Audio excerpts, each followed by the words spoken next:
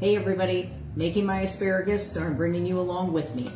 I eat asparagus every single day, and for the longest time, it was one of the only vegetables that my body was not having a negative response to, so I was pretty excited to eat it every single day. But now I'm kind of like, I've had enough asparagus, but it is what it is, and it works for me, so I'm going to keep eating it, obviously, because I want to make sure that I can continue to benefit from being able to get the vitamins and minerals that come from my vegetables.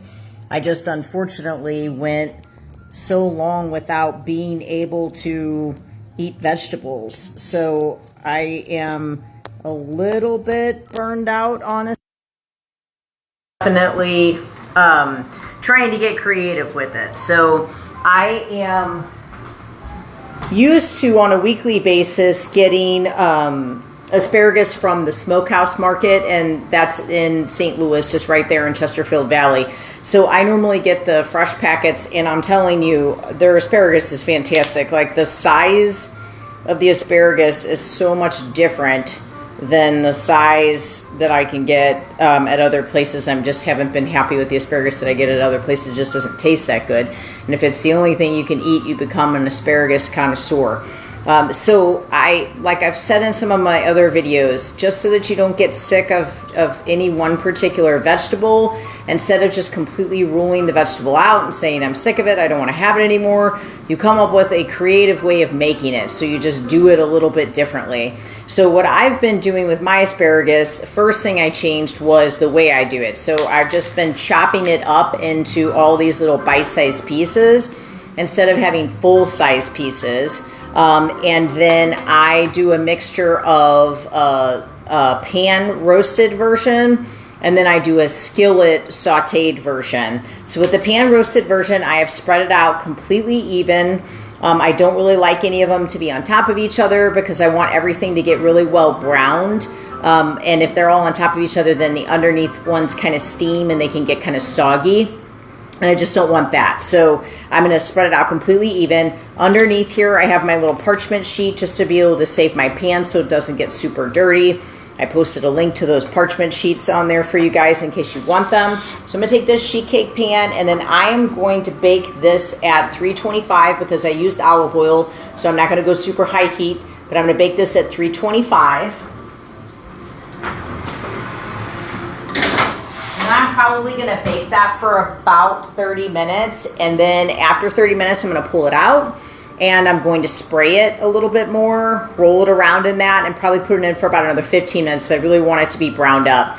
I use this olive oil spray that I get from Whole Foods. Whenever you are buying spray, you have to look at the ingredients. This is organic extra virgin olive oil, but these sprays have bad ingredients in them, so don't just assume that they're okay. Always look at the ingredients.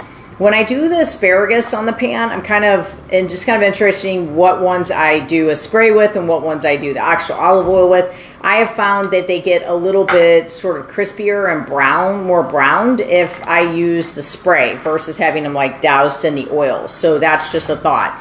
Now, I have one skillet already going over here, and I've had my lid on. If you watched my green bean video, that's what I do, is I kind of get it working with the lid a little bit. And then I've, basically got it to where it's ready to start kind of just moving around and start browning up. So I'm going to add just a little bit more olive oil to that over the top of it. And then I use my wooden spatula, and then I just get it moving around. Oh yeah. Now I'm starting to get the browning on the edges here. I don't know if you can see that. I like a little bit of that browning that starts to come on the edges. So that's why I like to put that lid on for just a little while, because then I can start to get it to kind of brown up. Now another thing that I think is important with that is that I don't put too much asparagus in the pan at one time. So this is one bundle's worth of asparagus. I'm going to throw this on top of it. If you get too much at one time, then you're not going to get that browning. And so you're going to end up kind of feeling like it's almost like they're steamed, and I do not care for steamed asparagus. I like it either roasted, grilled, or just something, you know, kind of sauteed and sort of browned up in the saute pan. So that's about how much asparagus I have in there. I'm going to start it on the stove with my lid. And I'm going to put it just below medium. So I hit the medium line and I go just below that, just since I'm using the olive oil. So I get that lid on there. And then this one that is on the skillet, I'm going to let it, I want it to kind of lay across the bottom of that skillet so that it can get some good browning. So I'm not constantly stirring that. I'm actually laying it out almost like I've made it an asparagus pancake. Let that get nice and browned on one side, and then I start flipping it a little bit so I can get the other side a little bit brown. And then what we'll end up having is some good edges to that. I want to show you what that looks like. I just showed it to you in the skillet, but I kind of want to show it to you up close so you can tell what I'm talking about. So this will get a little bit crisp and it'll get a little bit browned like that. This is really good. This tastes really caramelized. So that's how I like it. I feel like the olive oil really makes it taste buttery. So that's why I use olive oil. As I've talked about in my other videos, olive oil is an anti-inflammatory oil. It'll help to lower cholesterol as well as lower blood pressure. It is not a high heat temp oil. Oh, John, he's standing in the window. Oh my gosh. He is standing in the window outside, and I mean, I could not have not just made that noise because he just scared me to death. He's making faces. There's a little sort of like miniature pool outside, and he's been dying to go get in it, and apparently it's heated. So we didn't realize that, but it's heated, so he's going to go get in that. But right now he's writing "I love you" on the window for me. So anyways, sorry for that distraction. But that's what I'm looking for is in the skillet. I'm kind of looking for that browned, I'm sauteing it until it gets brown like that. So good that way. Now, in the oven, given the opportunity, I have the convection fan on, and the convection fan can kind of make it a little bit crispier too. Again, I use this type of olive oil for the skillet, but I use the spray for the oven, and I'll take it out in 30 minutes, and then I'll move them around, and I'll put a little bit more spray on them, and then I'll throw it back in there for about 10 to 15. You kind of see how you like the taste of it. You may not want to cook it for that long. It's totally, you know, your call, what your preference is. I'm going to keep this with the lid on for probably about 5 minutes. It'll almost sound like it's boiling, but what it'll do is it'll really kind of get the bottoms of that nicely browned up for you. And then all you're doing is just kind of like, you know, the oven's the oven. You don't have to touch that for 30 minutes. But with the others, you're just kind of every now and again walking around, just moving it around with your spatula. So that's going to be my entire week's worth of asparagus. I literally eat on that for 7 days. It doesn't ever go bad. I always buy my bundles at the Smokehouse Market in Chesterfield. That's, you know, here in St. Louis, or I'm in Florida right now, but that's in St. Louis.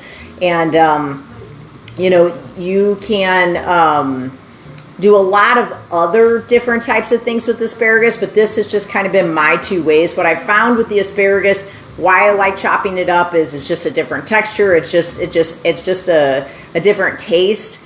It's also very easy for me to eat that faster when I'm on the go, when I'm at work, and I don't know that there's really ever a time when I don't have to eat fast. I feel like I basically have every meal that I eat like I'm in some sort of speed eating contest. Not that I suggest that for anyone, but that's just my life. So I hope this information helps. I mentioned it the other day, and John and I are definitely going to get out there and explain this in more detail, but we're working on a fitness subscription to where you can have cooking videos, workout videos, as well as detailed nutrition discussions and discipline and spirit discussions. And it'll just be a monthly subscription, and you'll have a bank of videos, and there'll be new videos every week. And then you can have that database of videos that you can always go back to, just like a recipe box that you can open up, or just like a workout book that you can open up. or just like a sermon that you want to pull up to get some spiritual guidance, or just like a discipline,